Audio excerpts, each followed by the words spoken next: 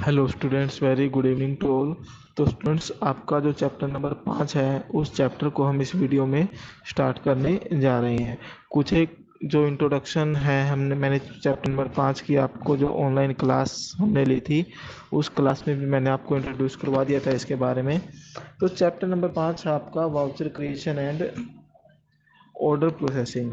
तो जो order processing है वो आपका सेल ऑर्डर या परचेज ऑर्डर को किस तरीके से आपकी जो कंपनी में उसको प्रोसेस किया जा रहा है उसके बारे में डिस्कस करना है।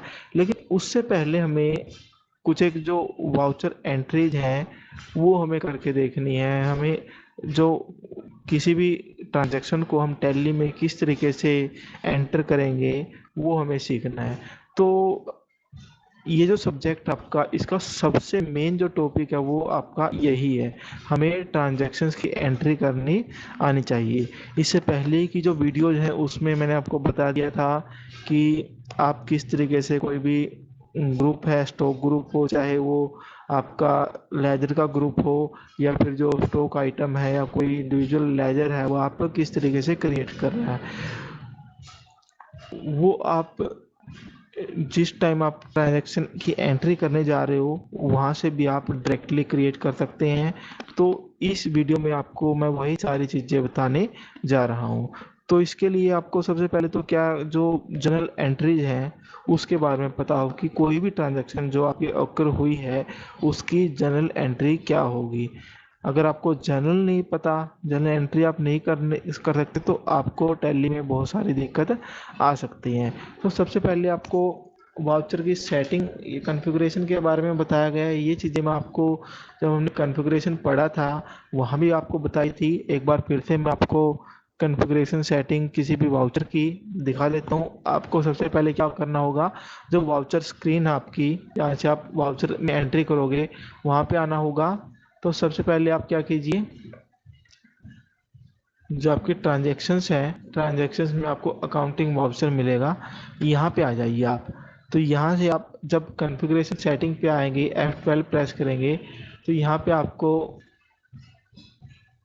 जो वाउचर्स है उसके रिगार्डिंग जो एंट्री के टाइम जो जो आपको ऑप्शन यूज करने हैं उसके रिगार्डिंग कॉन्फ़िगरेशन सेटिंग्स यहाँ पे आपको मिलने वाली है। तो जैसे सबसे पहले आपको skip date field during the creation of for fast entry, ये सारी चीज़ें मैंने आपको बताई हुई है। कॉन्फ़िगरेशन सेटिंग वाली जो वीडियो मैंने बनाई थी उसमें सारी चीज़ें हम कर चुके हैं। जैसे skip date for field during the creation for fast entry, अगर आप जो एंट्री करते टाइम जो डेट का जो फील्ड है उसको स्किप करना चाहते हैं, यस या नो कर सकते हैं। सिंगल एंट्री मोड में आपने एंट्री करनी है या फिर आपने जो पेमेंट रिसिप्ट है कॉन्ट्रा वाउचर यूज डेबिट और क्रेडिट इंस्टेड ऑफ टू और बाय, भैया आपने टू और बाय का यूज करना है या डेबिट और क्रेडिट का यूज करना है, ठीक है ना।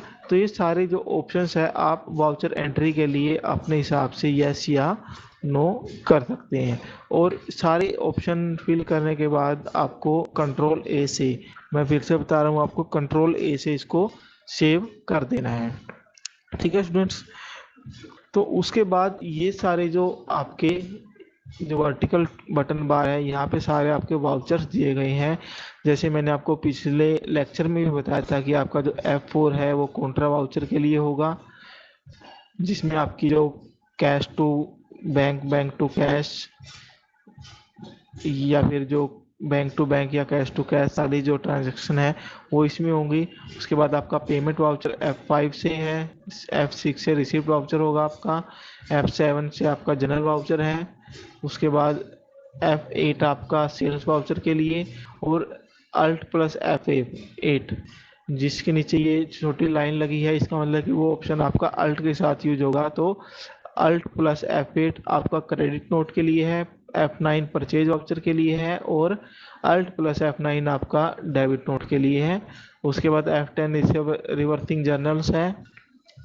तो ये सारे आपके वाउचर्स हैं। तो आपको हर एक वाउचर में किस तरीके से एंट्री पास करनी है इसके बारे में ही इस वीडियो में हम डिस्कस करने वाले हैं, ठीक है स्टूडेंट्स। तो सबसे पहले एक छोटा सा एग्जांपल लेके चल रहे हैं हम लोग कि मान लीजिए कोई पर्सन है जिसने अपना एक बिजनेस स्टार्ट किया। मैंने एक नई कंपनी मैं दिखा देता हूँ आपको। ये देखिए, एक अभी इन ट्रांजैक्शंस को करने के लिए एक नई कंपनी मैंने क्रिएट की है न्यू कंपनी के नाम से। ठीक है। तो न्यू कंपनीज में आपने क्या करना है, सबसे पहले आप अकाउंटिंग वाउचर्स में आएंगे। अगर आपने कोई अकाउंटिंग ट्रांजैक्शन की एंट्री करनी है तो अकाउंटिंग वाउचर में ये जो स्क्रीन हो गया है वो आपके सामने होगी। तो अब देखिए, जो भी ट्रांजैक्शन आपकी हुई है वो ट्रांजैक्शन किस वाउचर से रिलेटेड है, उसी वाउचर में हमें उस ट्रांजैक्शन की एंट्री करनी होगी। फॉर एग्जांपल, एक पर्सन ने अपना बिजनेस स्टार्ट किया है 1 लाख रुपए की कैपिटल लगा के। तो देखिए, जो कैश है वो बिजनेस में आया है, तो इस ट्रांजैक्शन की एंट्री होगी आपके रिसिप्ट वाउचर में। तो आइए आप F6 से रिसिप्ट वाउचर में आ जाइए। तो देखिए, तो ट्रांजैक्शन की एंट्री क्या होगी आपकी।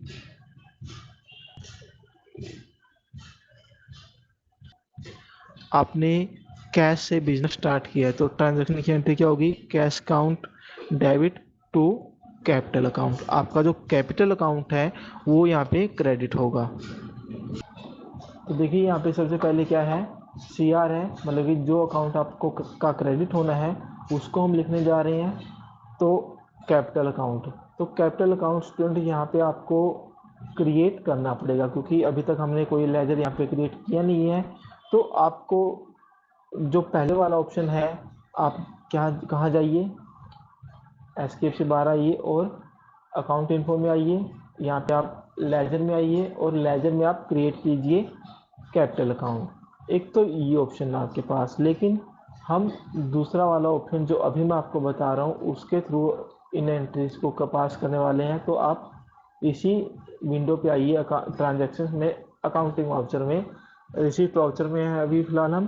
तो आपको करना क्या है, Alt+C के साथ जो भी आपने लेजर क्रिएट करना है यहाँ पे, अब आप क्या करोगे, Alt+C से उस लेजर क्रिएशन की जो स्क्रीन है वो आपके सामने आ जाएगी। तो आपको कौन सा लेजर क्रिएट करना है, कैपिटल का। तो कैपिटल, ठीक है। उसके बाद अलाइस कोई नेम नहीं देना आपने। अंडर ग्रुप इसको रखेंगे आप कैपिटल अकाउंट के अंदर, ठीक है। Inventory vouchers are affected, yes या नो आप अपने हिसाब से कर सकते हैं। और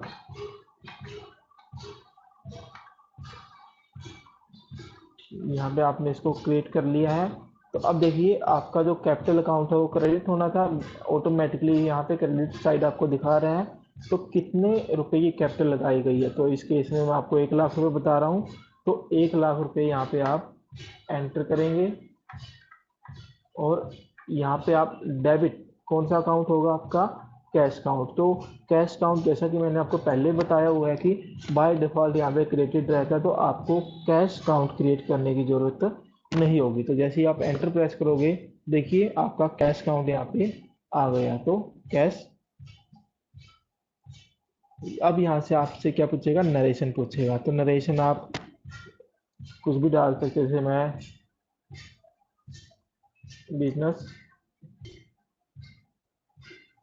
स्टार्टेड, ये नरेशन मैंने डाल दी और इसको एक्सेप्ट करके सेव कर लिया है। तो आपकी जो पहली ट्रांजैक्शन है वो कंप्लीट हो चुकी है, एंटर हो चुकी है।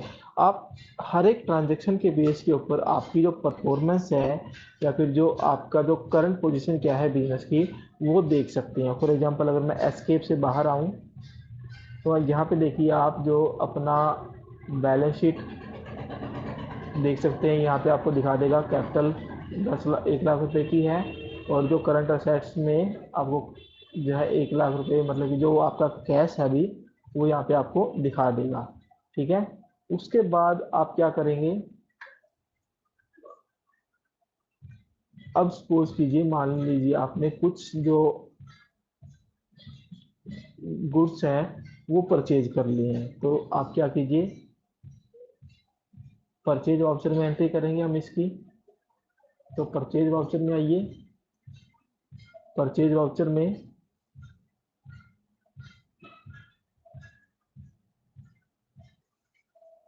तो यहाँ से आप जो है आइटम इनवॉइस या फिर जो अकाउंटिंग इनवॉइस है, जिस भी मोड में आप एंट्री करना चाहो यहाँ पे आप एंट्री कर सकते हैं। तो आइटम इनवॉइस मोड में ही हम एंट्री कर रहे हैं।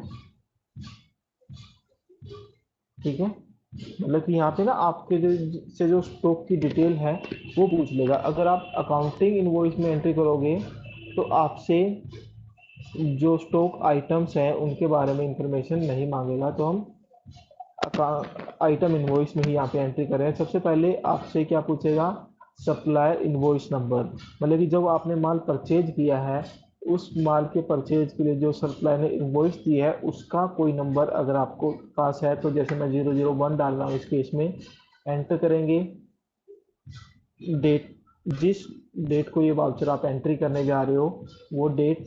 तो जैसा कि मैंने आपको पहले ही बताया हुआ है, आप एजुकेशन मोड में जो हर एक डेट को चूज नहीं कर सकते, आपके ऊपर कुछ रिस्ट्रिक्शंस हैं। आप हर महीने की 1 या 2 तारीख या फिर जो लास्ट तारीख है वही चूज कर सकते हैं। ठीक है, उसके बाद पार्टी अकाउंट नेम। तो देखिए, अगर आपने गुड्स को कैश में परचेज की है तो यहाँ पे आप कैश ले लीजिए, अदरवाइज जिस पार्टी से आपने गुड्स को परचेज किया है उस पार्टी का नाम यहाँ पे आपको डालना पड़ेगा। तो सपोज कीजिए कि मैंने यहाँ पे किसी कोई पार्टी है, मान लीजिए रमेश, उससे गुड्स को परचेज किया है, तो रमेश का तो अकाउंट लेजर की लिस्ट में यहाँ पे नहीं है, तो मेरे को क्या करना पड़ेगा, क्रिएट करना पड़ेगा। तो Alt+C के साथ मान लीजिए रमेश, तो अलाइस नेम डालना है तो डाल सकते हैं आप, अंडर ग्रुप। अब देखिए, अब आपसे पूछेगा कि आपने जो रमेश को का लेजर क्रिएट किए है वो आपका किस ग्रुप में आपको रखना है। तो ग्रुप कौन सा आप चूज करोगे, क्योंकि आपने गुड्स को परचेज कर रहे हो रमेश से, तो आपका क्रेडिटर होगा, तो सन्ड्री क्रेडिटर के अंदर इसको हम क्रिएट करेंगे। तो यहाँ आपसे पूछेगा maintain bill bye bill detail, मतलब कि जो रमेश के साथ जो भी आपकी ट्रांजैक्शन हो उसको एक bill bye bye bill wise आप मेंटेन करना चाहते हो, तो यस या नो इसको आप अपने हिसाब से कर सकते हैं आप। उसके बाद एंटर एंटर करके आप लोगों ने इसको एक्सेप्ट कर लेना है। तो देखिए, अब देखिए जो आइटम आपने परचेज किए हैं या फिर जो रेफरेंसेस वगैरह है रमेश के रिगार्डिंग वो आपसे पूछ लेगा। अब देखिए, आपको क्या करना है, एक परचेज लेजर भी क्रिएट करना होगा। Alt+C के साथ आइए और परचेज अंडर ग्रुप आप परचेज अकाउंट इसको रख लेंगे। ठीक है, अब देखिए, अब आपसे पूछेगा कि आपने जो आइटम है वो कौन सी परचेज की है।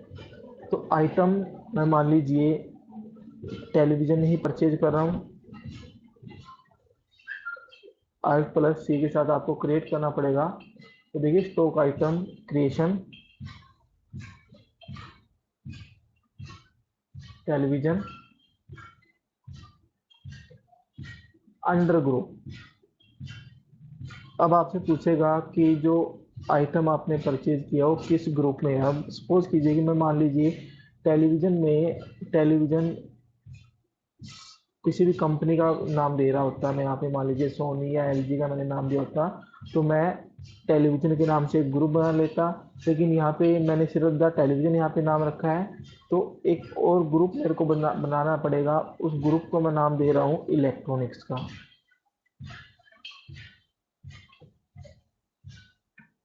इलेक्ट्रॉनिक्स अंडर प्राइमरी रखूँगा मैं इसको, और इसको सेव कर लूँगा। ठीक है, तो टेलीविज़न मेरा ग्रुप क्रिएट हो गया। अब देखिए, क्योंकि अभी मैंने ना इसकी जो यूनिट ऑफ मेजरमेंट्स है टेलीविज़न की वो क्रिएट नहीं की है, तो यूनिट ऑफ मेजरमेंट अगर मैंने क्रिएट नहीं किया तो डायरेक्टली ये जो है आपका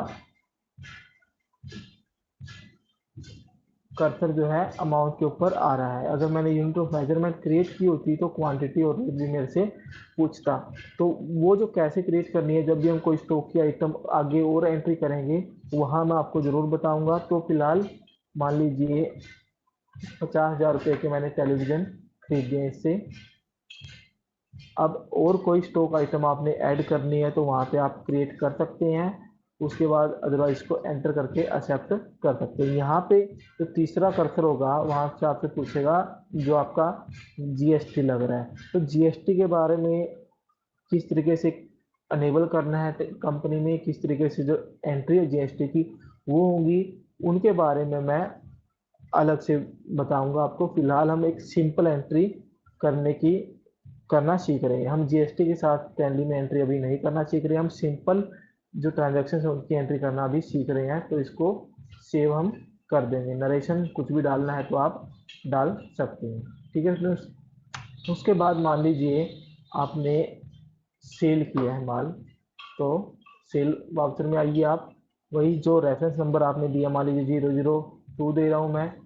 अब देखिए उस पार्टी का नाम जिसको आपने माल सेल किए है, अगर आपने कैश में सेल किया तो यहाँ पे कैश ले लीजिए, अदरवाइज उस पार्टी का नाम Alt+C के साथ मैं क्रिएट कर रहा हूँ। मान लीजिए अजय, कोई भी अजय मैंने चूज कर लिया। अब देखिए आपसे पूछेगा अंडर ग्रुप किस ग्रुप में रखूँ। अगर मैं माल बेचता हूँ तो डेटर में रखूंगा उसको। Maintain bill bye bill yes कर दीजिए। पिन कोड वगैरह या फिर जो बैंक डिटेल अगर आप देना चाहते हैं तो दे सकते हैं। उसके बाद और डिटेल आपसे जैसे डिलीवरी नोट है या फिर जो अदर कोई भी इंफॉर्मेशन यहाँ पे आप डालना चाहते हैं तो वो आप यहाँ पे डाल सकते हैं। अब आपसे सेल लेजर क्रिएट करने के लिए बोलेगा, आपने को क्या करना है, सेल लेजर यहाँ पे क्रिएट करना है Alt+C के साथ। अंडर ग्रुप आप इसको रखेंगे सेल्स।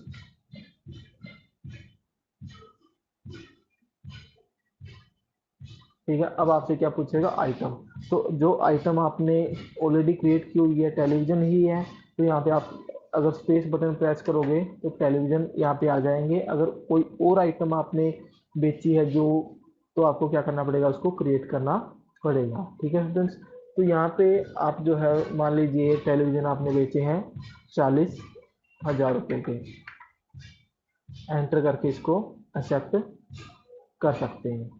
ठीक है फ्रेंड्स, उसके बाद मान लीजिए जो आपने माल जो आपका अजय है उसने आपको पेमेंट कर दी, तो अजय ने पेमेंट की है तो आप क्या करोगे, रिसिप्ट ऑप्शन में आइए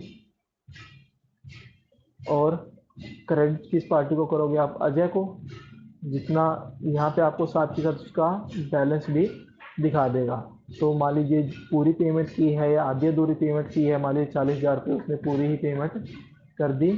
तो अब देखिए जो हमने बात की थी ना maintain bill bye bill detail, उसका यूज ये है स्टूडेंट्स कि अब जो अजय ने हमें पेमेंट की है वो कौन सी पेमेंट की है ये यहाँ से पूछ लेगा। तो अगर आपको पता है कि किस ट्रांजैक्शन की पेमेंट की है तो यहाँ पे आप जो है अगेंस्ट रेफरेंस ले सकते हैं।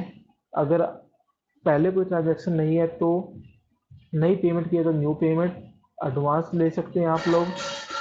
तो फिलहाल मेरे को पता है कि जो अजय ने मेरे को पेमेंट की है वो किस लिए है, तो यहाँ पे अगेंस्ट रेफरेंस में डाल दूंगा और यहाँ पे मेरे को बता देगा कि जो पेंडिंग बिल्स थे मेरे अजय के उनकी लिस्ट यहाँ पे आ जाएगी। तो अभी फिलहाल एक ही बिल पेंडिंग है जो उसको माल बेचा मैंने, तो यही आज सिलेक्ट कर लेंगे हम और इसको सेव कर देंगे। डेबिट क्या होगा फ्रेंड्स हमारा, अगर कैश में आया है, कैश दिया है तो कैश काउंट ले लीजिए। अगर सपोज कीजिए कि उसने बैंक के थ्रू पेमेंट की है तो Alt+C के साथ आप क्या कीजिए, बैंक लेजर क्रिएट कर लीजिए।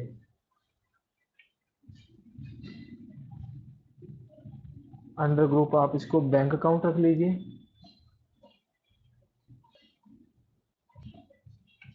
यहाँ पे आप बैंक की जो डिटेल्स है अपना अकाउंट नंबर वगैरह जो है वो डाल सकते हैं और इसको फाइनली जो भी उसने जिस भी तरीके से पेमेंट की है, चेक दिया है तो चेक का नंबर वगैरह आप डाल सकते हैं और फाइनली इसको आप सेव कर सकते हैं। अब सपोज कीजिए कि आपने जो आपका क्रेडिटर था रमेश, उसको पेमेंट करिए, तो आप क्या क्या करिए, पेमेंट वाउचर में आइए। पेमेंट वाउचर में तो तो डेबिट तो कौन सी पार्टी होनी है आपकी, जो क्रेडिटर था आपका रमेश। अब देखिए रमेश का बैलेंस, क्रेडिट बैलेंस आपको दिखा देगा 50,000 रुपये है, तो मैं यहाँ पे 50,000 रुपये पूरी पेमेंट ही उसको कर रहा हूँ। वही मैंटेन बिल बाय बिल का जो इफेक्ट है वो यहाँ पे देखने को मिल रहा है। अगेंस्ट रेफरेंस को डाल देंगे, जितने भी पेंडिंग बिल्स है रमेश के वो दिखा देगा हमें, और हम पूरे 50,000 रुपये की पेमेंट इसको करके दिखा रहे हैं। अब देखिए क्रेडिट, कैश में पेमेंट करनी है या बैंक के थ्रू करनी है, तो मैं सपोज कीजिए कि कैश ही पेमेंट कर रहा हूँ यहाँ पे, और इसको एक्सेप्ट मैंने कर दिया। तो ये कुछ एक ट्रांजेक्शन एंट्री किए हैं मैंने ट्रायल बेसिस के ऊपर, अभी आपको समझ में आ जाए। अब देखिए एस्केप से एक बार बाहर आइए, और जो आप अपनी डिटेल्स है वो देख सकते हैं। आप अगर आप बैलेंस शीट देखना चाहें तो आप बैलेंस शीट देख सकते हैं अपनी। आपके लाइबिलिटी में मतलब कि डेटर या क्रेडिटर कुछ भी नहीं है, क्योंकि सारी हमने पेमेंट ऑलरेडी कर दी है। उसके बाद अगर आप प्रॉफिट एंड लॉस काउंट देखना चाहें तो यहाँ पे आप प्रॉफिट एंड लॉस भी देख सकते हैं, आपको दिखा देगा। स्टार्टिंग में आपने जो टेलीविजन खरीदे थे, मान लीजिए 4,000 रुपये के आपने टेलीविजन खरीदे थे, इसमें से आपने 40 के बेच दिए, तो 10,000 रुपये का आपका क्लोजिंग स्टॉक है। परचेज आपने 4,000 रुपये की है। तो ये आपका, क्योंकि आपने अभी जो दूसरी ट्रांजैक्शन है जो आपकी प्रॉफिट एंड लॉस काउंट के अंदर आनी है वो नहीं हुई है, तो वो आपको अभी शो नहीं कर रहा है। उसके बाद कोई भी रेशियो आप देखना चाहें, मान लीजिए रेशियो एनालिसिस में आएंगे आप, तो जो भी आपके वर्किंग कैपिटल के रेशियो हैं या फिर जो भी आपके रिक्वायर्ड रेशियो हैं वो यहाँ पे आपको शो कर देगा। उसके बाद आप अगर डिस्प्ले में आइए, और अगर आप जो ट्रायल बैलेंस देखना चाहें ट्रायल बैलेंस देख सकते हैं डे बुक में। क्योंकि अभी हमने क्या किया है, सारी जो ट्रांजेक्शन है वो एक ही डेट में की है, तो आपको ये डे बुक शो कर रहा है भाई किस वाउचर में आपने कितनी कितनी एंट्री पास की हुई है। तो ये सब चीज़ें, अगर स्टेटमेंट ऑफ अकाउंट देखना चाहें तो कैश या बैंक की जो स्टेटमेंट है वो आप देख सकते हैं, वो दिखा देगा कैश इन हैंड कितना है, बैंक में कितना कैश है आपका अभी, ये सारी चीज़ें आपको यहाँ से शो कर देगा। तो स्टूडेंट्स अभी हमने क्या किया है, ट्रायल बेसिस के ऊपर सिर्फ ट्रांजेक्शन की कुछ एक एंट्री पास करके देखिए। हम जितना प्रैक्टिस करेंगे इसका उतना ज़्यादा बेनिफिशियल है। मैं भी आपको जो आपकी पुरानी अकाउंट्स की बुक है उससे हम प्रैक्टिस करेंगे, एक दो चैप्टर की जो जनरल एंट्रीज है उसको हम उठाएंगे और उसकी प्रैक्टिस यहाँ पे करेंगे। तो फिलहाल आज की वीडियो में हम इतना ही करेंगे, बाकी जो काम है हमारा हम आने वाली वीडियोज में कर लेंगे। तब तब तक के लिए थैंक यू वेरी मच।